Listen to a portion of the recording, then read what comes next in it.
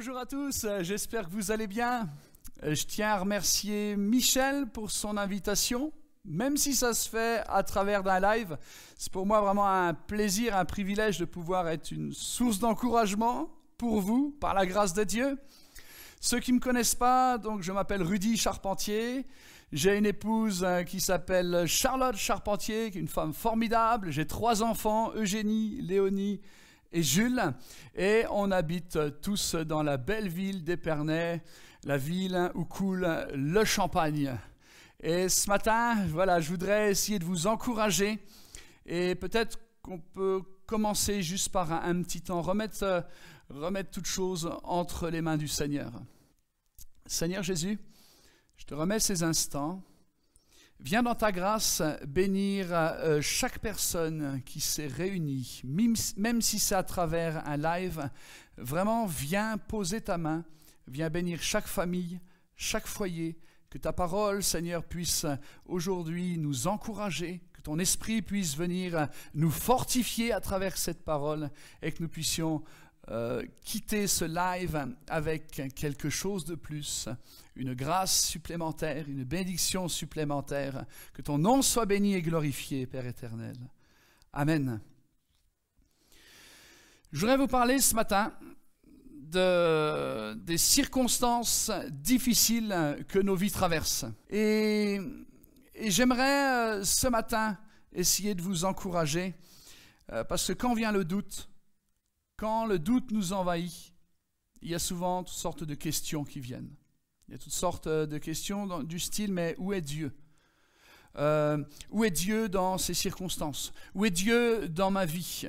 Et parfois le doute, parfois la souffrance, l'injustice nous envahit à tel point qu'on se questionne sur « mais qui est vraiment Jésus?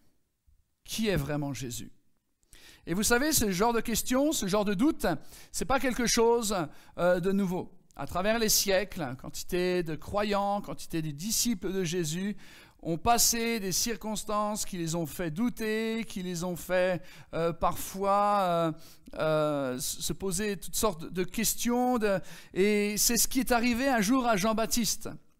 Regardez, j'aimerais lire avec vous ce matin un passage, c'est dans Matthieu chapitre 11 et au verset 2.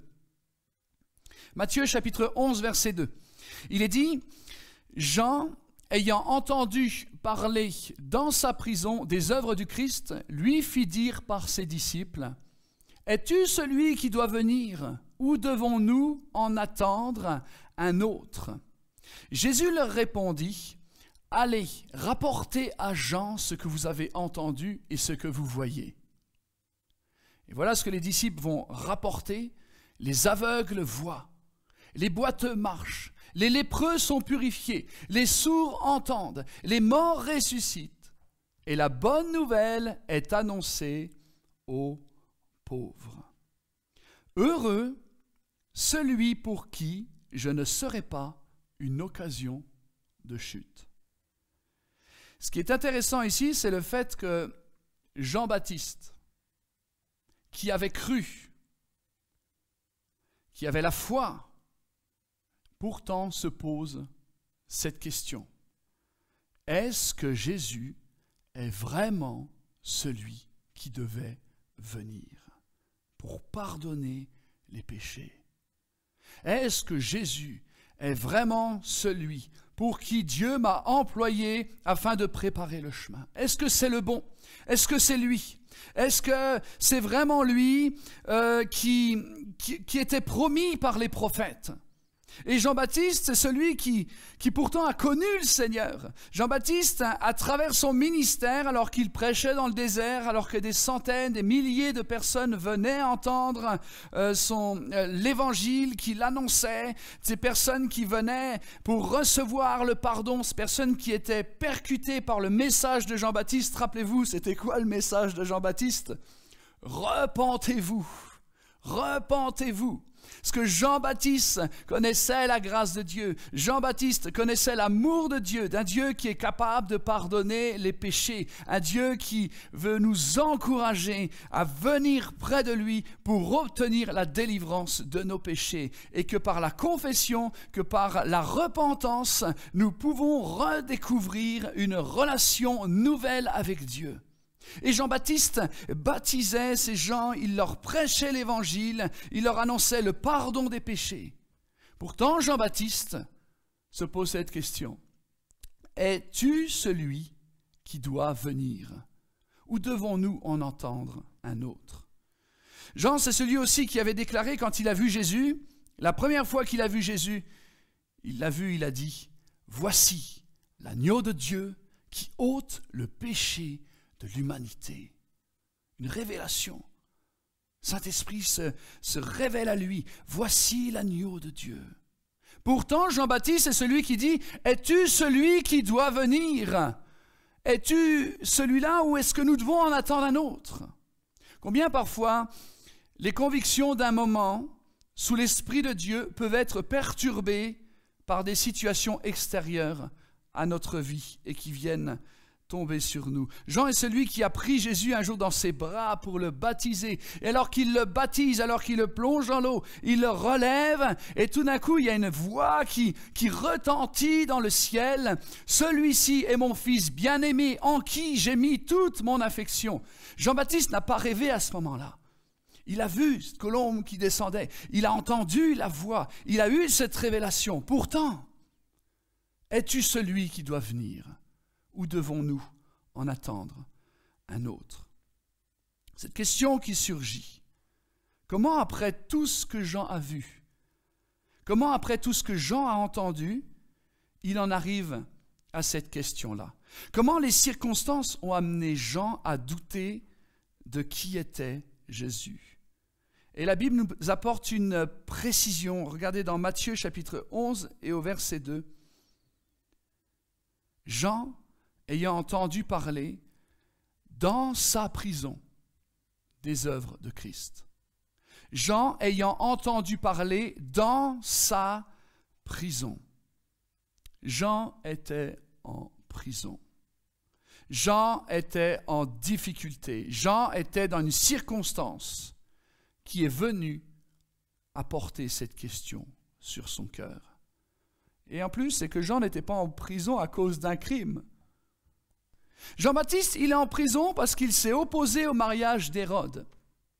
Parce que Hérode s'était marié avec sa belle-sœur et la loi ne permettait pas un tel mariage. Et lui, il avait dit, écoute, Hérode, ce que tu as fait là, c'est hors la loi. C'est à cause de ça, Hérode, il n'avait pas été content. Et puis, étant donné qu'il avait le pouvoir, il a dit, viens voir là, toi, mon coco. Viens voir là, Jean-Baptiste. Hop, tu vas là en prison. Et puis, tu vas payer pour ce que tu as dit. Jean-Baptiste a voulu dénoncer une immoralité. Et à cause de cela, il est en prison. Et vous savez, la Bible, lorsqu'on lit la Bible, j'espère que vous lisez la Bible chez vous, je vous encourage, lisez-la, puisez dans la parole de Dieu. C'est dans la parole de Dieu que vous pourrez trouver la force d'aller plus loin et de garder une foi grandissante en qui est Jésus. Et dans la Bible, il y a toutes sortes d'exemples d'hommes, de femmes qui ont été des hommes exceptionnels dans le chemin de Dieu et qui pourtant ont subi des difficultés. L'exemple de Joseph. Joseph vendu par ses frères. Joseph esclave en Égypte, dans la maison de Potiphar. Joseph trahi par la femme de Potiphar et par son maître lui-même qui va le rejeter et le mettre en prison. Joseph qui, dans la prison, va être oublié. Mais Joseph que Dieu a élevé. Et gloire soit rendue à Dieu, qu'il nous fait toujours triompher.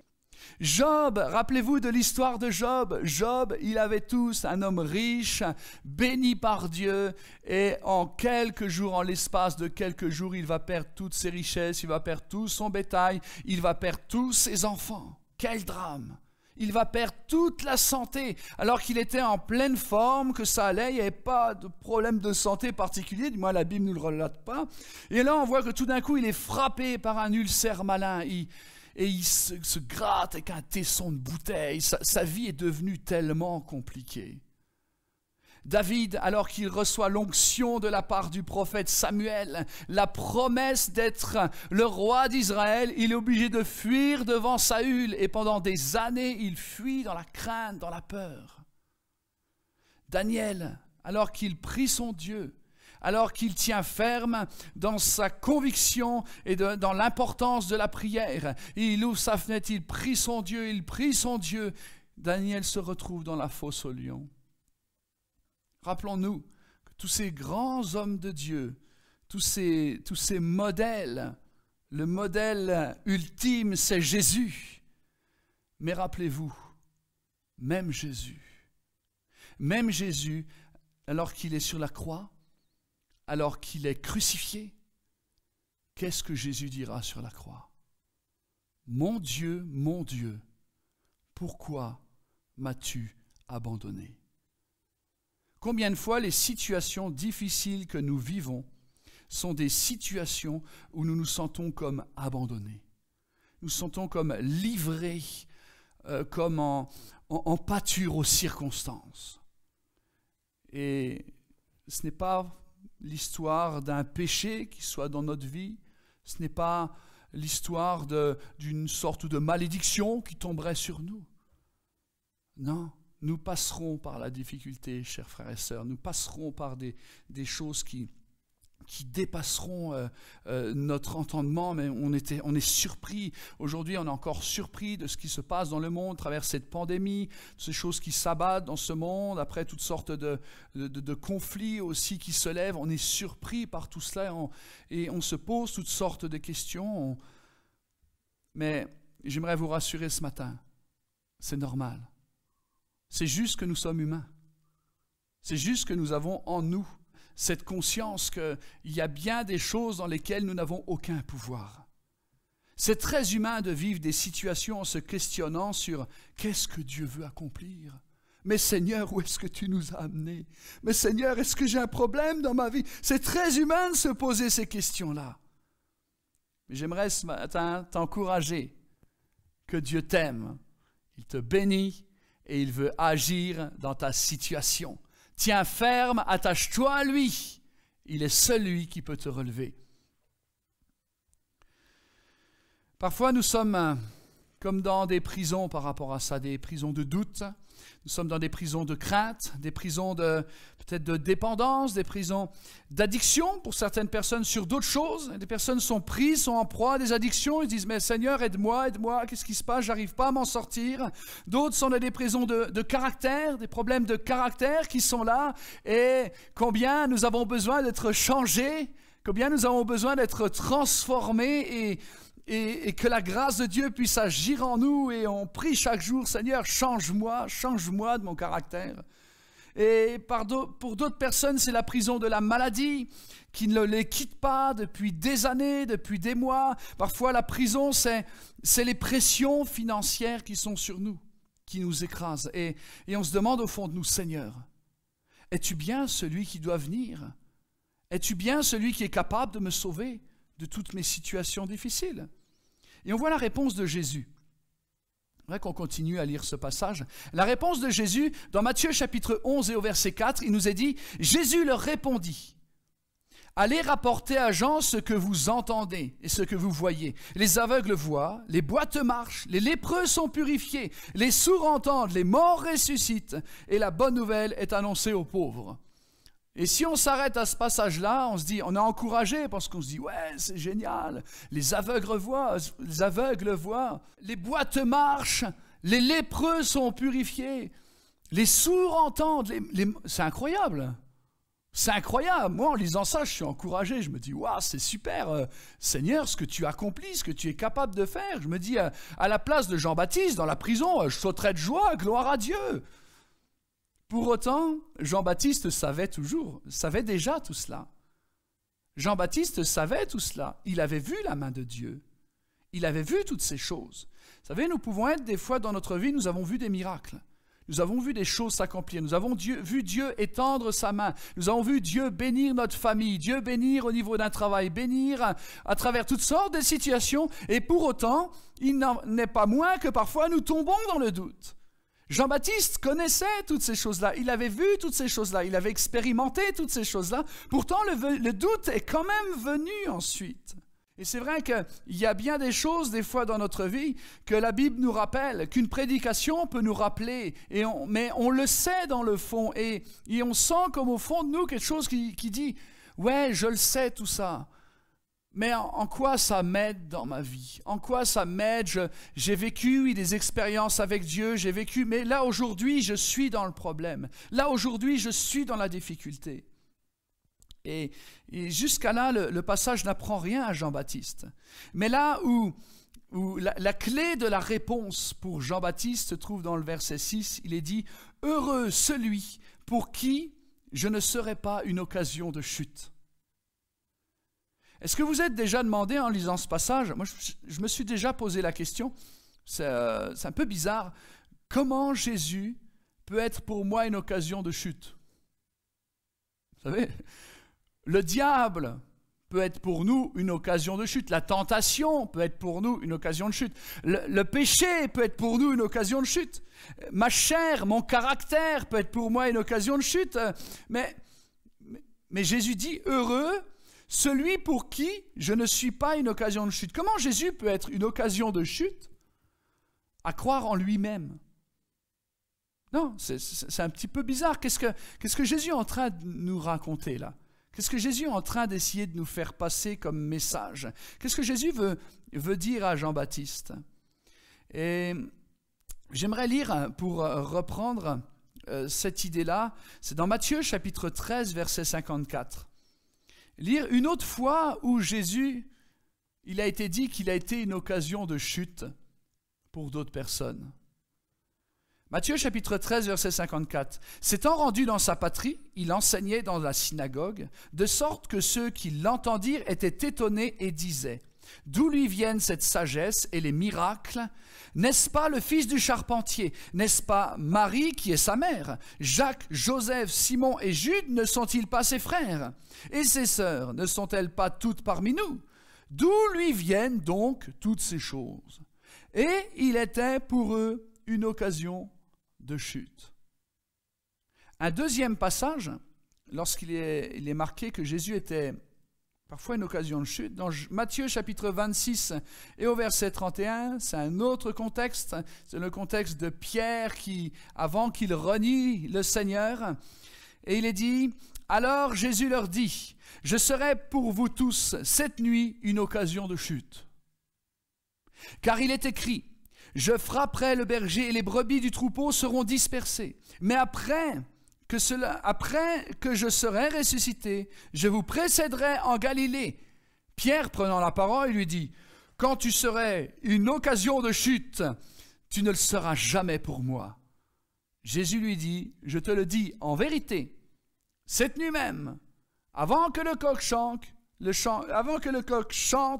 tu me renieras 3 fois. » Pierre lui répondit, « Quand il me faudrait mourir avec toi, je ne te renierai pas. » Et tous les disciples dirent la même chose.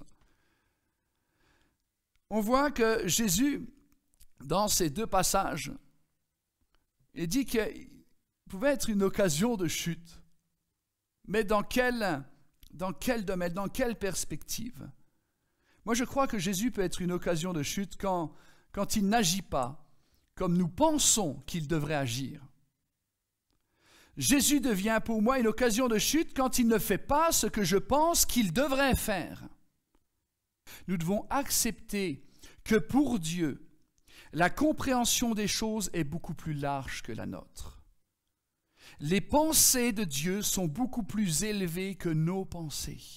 La perception, la vision des choses de Dieu est éternelle, alors que la nôtre, elle est très temporelle et elle s'arrête à quelques dizaines d'années, 90, 100, 110, 120, n'ayez pas peur, mais un jour viendra la fin. Dieu voit plus loin que nous. Et heureusement, sinon, il ne mériterait pas d'être appelé Dieu. Heureusement que Dieu voit plus loin que moi. Et dans ces temps difficiles que nous vivons, nous avons besoin de nous rappeler que Dieu voit plus loin que nous. Nous avons besoin de nous rappeler que Dieu est au contrôle de toutes choses et qu'en aucun cas il n'est dépassé par aucune situation. Quand moi, je suis pris par les circonstances d'une manière immédiate et d'une manière avec de l'angoisse, de l'anxiété, j'ai besoin de comprendre que Dieu, lui, regarde loin vers un avenir, vers une éternité, et lui, il est totalement rassuré. Il est totalement rassuré. Et j'aimerais t'encourager aujourd'hui à lever les yeux afin de regarder plus loin. Je t'encourageais à retirer ton regard de tes problèmes, retire ton regard de tes situations que tu vis, de tes incompréhensions, de tes doutes, et commence à regarder plus loin, essayer d'élever ton regard dans la perception, dans la vision, dans le sens, dans le vecteur de ce que Dieu regarde. Commence à lever les yeux et à voir plus loin. J'espère que vous ne pensez pas que parce que vous êtes croyant, il ne vous arrivera aucune épreuve, car sinon, à ce moment-là, Jésus deviendra pour vous une occasion de chute. Oh, je pensais que... Oh, il me semblait que... Et à ce moment-là, le doute vient. À ce moment-là, il y a toutes sortes de conflits qui se font intérieurement par rapport à ta foi et ce que la Bible dit. Et tu es dans l'incompréhension. Dieu ne répondra pas toujours comme nous le voulons à nos prières. Dieu parfois nous dira non, ou Dieu parfois nous dira « T'inquiète pas, on va y arriver, mais on va faire autrement. » Et du coup, on va être perturbé par tout cela. Mais si tu places ta confiance en Dieu et que tu élèves ton regard et que tu te dis « Dieu, je reconnais que tes pensées sont au-dessus de miennes. Dieu, je reconnais que tu es Dieu le seul, l'unique, que tu as l'omniscience, que tu vois toutes choses. Alors, Seigneur Dieu, je remets ma vie entre tes mains avec confiance. Et j'ôte de mes pensées toutes ces craintes, toutes ces choses qui viennent pour ternir ma foi, pour m'empêcher de l'avant. Je me remets entre tes mains, Seigneur, et je te fais confiance. Faisons confiance au Seigneur aujourd'hui. Beaucoup de héros de la foi, si vous lisez Hébreux 11, les héros de la foi, c'est extraordinaire, vous lisez ce passage, c'est qui ne voudrait pas être un héros de la foi? Mais pourtant, quand on considère leur fin, on voudrait l'onction qu'ils ont, on voudrait mais on voit qu'il y a un prix à payer. Ils ont payé le prix, ces gens-là. Quand je prends un peu de recul, je me rends compte que dans ma vie, bien souvent, dans les situations difficiles, je regarde à mon problème. Et lorsque je regarde à mon problème, ma foi va en diminuant. Et que par contre, dans les situations difficiles, alors que je regarde à Dieu, ma foi va grandissante. Et je voudrais vous encourager à cela ce matin. À travers tout ce que nous vivons, à travers le confinement, Jean-Baptiste est confiné dans la prison. Vous savez, un jour le confinement va se terminer. J'aimerais vous rassurer, il va se terminer un jour. Jean-Baptiste, sa prison, il y est resté. Et à la fin, qu'est-ce qui s'est passé? Couper la tête. Et on voit qu'il a continué à espérer en Dieu, malgré ce doute qu'il a eu. Lorsqu'il y a cette réponse de Jésus qui vient, ce réconfort, il dit « Ah, ça y est, oui. Oui, maintenant j'ai compris. J'ai compris, je dois continuer à placer ma foi, malgré mes incompréhensions. Ah, merci Seigneur. » Et là, tout d'un coup, il y a comme un poids qui est sorti de ses épaules. La crainte, très certainement, était toujours là par rapport à la faim qu'il a eue. C'est normal, nous sommes humains. Mais il a placé sa confiance en Dieu. Et c'est un exemple pour nous aujourd'hui. Ce que Jésus nous garantit aujourd'hui, c'est sa présence. Ce que Jésus nous garantit, c'est que quand nous marchons dans la vallée de l'ombre de la mort, nous ne craignons aucun mal, car il est avec nous. Jésus ne nous fait pas éviter la vallée de l'ombre de la mort. Non, lorsque nous marchons, je ne crains aucun mal, car tu es avec moi. La garantie de Dieu, c'est la présence de Dieu. Et il y a une chose que je peux vous garantir aujourd'hui, c'est quand un malheureux crie, l'Éternel entend. C'est que Dieu voit tes difficultés, Dieu voit ton problème, Dieu voit tes circonstances, Dieu ne t'oublie pas, Dieu t'aime. Et Dieu veut te sauver. Dieu a un plan, Dieu a toutes choses dans sa main. Garde confiance en lui. Vous pouvez saisir la main de Dieu ce matin, tout en étant dans votre situation difficile. Il peut y avoir des situations où dans la vie tout devient sombre, comme Jean-Baptiste, et là, malheureusement, on se laisse embarquer à notre amertume. On se laisse embarquer à « on m'a fait du mal, il faut que je me venge ». Ah, ça, je ne peux pas le pardonner. Seigneur, je ne comprends pas. On peut laisser des mauvaises choses, des choses mauvaises, des choses des ténèbres monter en nous, des mauvaises réactions. Mais je t'encourage aujourd'hui, fais le choix de lever les yeux vers Christ. Fais le choix de placer ta confiance en Dieu. Ne tombe pas dans le piège de l'amertume à travers cette incompréhension qui naît en toi. Qu'est-ce qu'on peut faire pour sortir de ce doute ? Je voudrais terminer très rapidement sur 2 choses. Elles sont très simples. Qu'est-ce qu'on peut faire pour sortir de ces questionnements ? J'ai besoin de me souvenir que la souffrance, que la mort ne sont pas le plan de Dieu pour nous. Non, le plan de Dieu pour nous, c'est la bénédiction, c'est la grâce, c'est le salut, c'est l'éternité auprès de lui dans la gloire. Le plan originel de Dieu, Dieu a créé la terre, les cieux, et tout était beau, tout était bon, tout était parfait, tout était éternel. C'est la chute d'Adam, c'est le péché qui a amené toutes ces conséquences. Et donc, quand on a des épreuves ou des difficultés, Dieu est concerné par sa création qui souffre des conséquences du péché.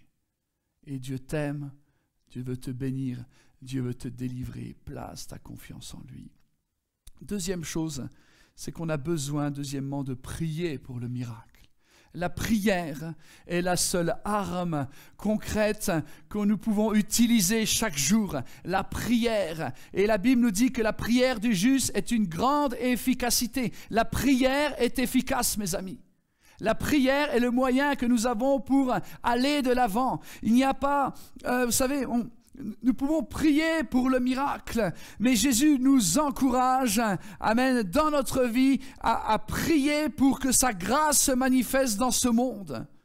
Nous devons demander le miracle parce que Dieu fait des miracles. On croit dans le miracle. Jésus ne change pas. Jésus est le même hier, aujourd'hui et il est le même aussi d'une manière éternelle. Et j'ai besoin de me rappeler que le miracle, c'est le surnaturel. Le miracle, c'est le hors norme. Et le chemin du miracle ne prendra pas obligatoirement le chemin que moi je pensais qu'il prenne. Le miracle, c'est quelque chose de surnaturel.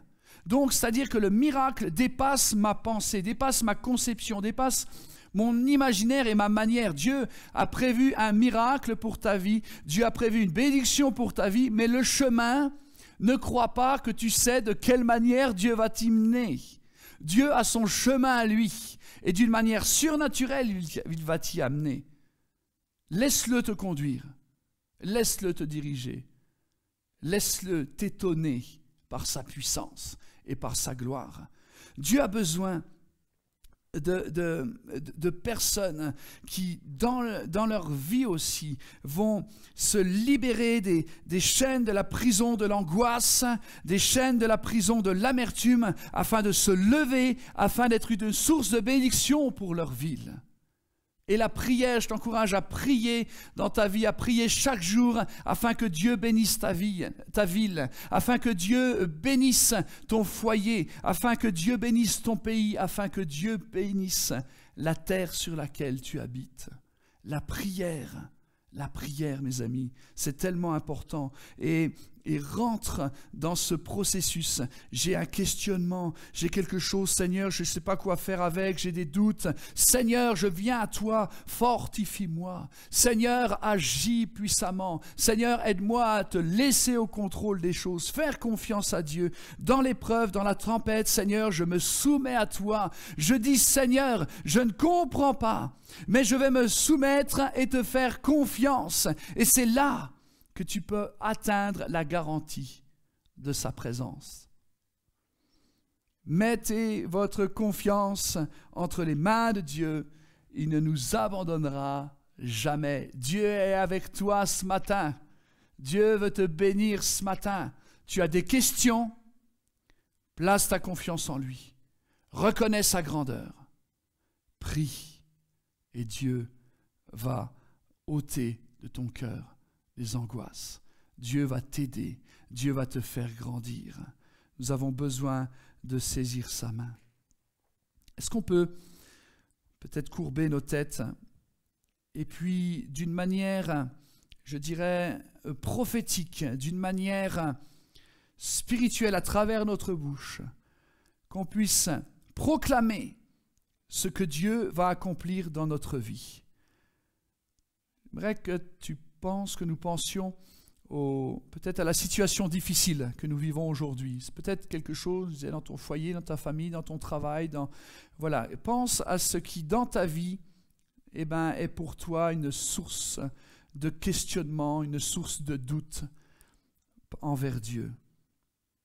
Pense à cela et j'aimerais qu'en cet instant, tu proclames avec moi dans le nom de Jésus. Dans le nom de Jésus, sur cette situation, je place ma confiance en Dieu. Dans le nom de Jésus, sur cette situation, Seigneur, je vais mettre en avant les promesses de ta parole, qui dit que tu n'abandonnes pas tes enfants.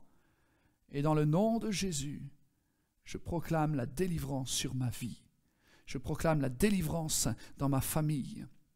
Je proclame la délivrance dans ma ville. Je proclame la protection de la part de Dieu sur tous ceux qui sont proches, sur tous ceux pour qui tu veux que je sois une source de bénédiction. Seigneur, agis pour nous, réconforte le cœur de chacun ce matin, que nous puissions repartir avec l'espoir d'horizons nouveaux, que ton nom soit béni et glorifié, et que le monde voie, Seigneur, ton amour en nous, les uns pour les autres. Nous voulons te prier, Seigneur, aussi, pour ce monde qui a besoin de toi. Nous voulons te prier, Seigneur, pour tous ceux qui ne te connaissent pas, qu'ils puissent retrouver la confiance et l'espoir en toi. Que ton nom soit béni, notre Dieu. À toi la gloire, l'honneur et la louange, Jésus. Amen. Sois béni, Seigneur. Gloire à Dieu. Gloire à Dieu. J'espère avoir pu être une source d'encouragement pour vous.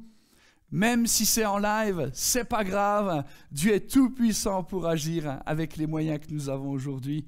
Voilà, mais en tout cas, ça a été un plaisir pour moi. Et merci encore à tous pour votre attention. Soyez bénis les amis et à très bientôt.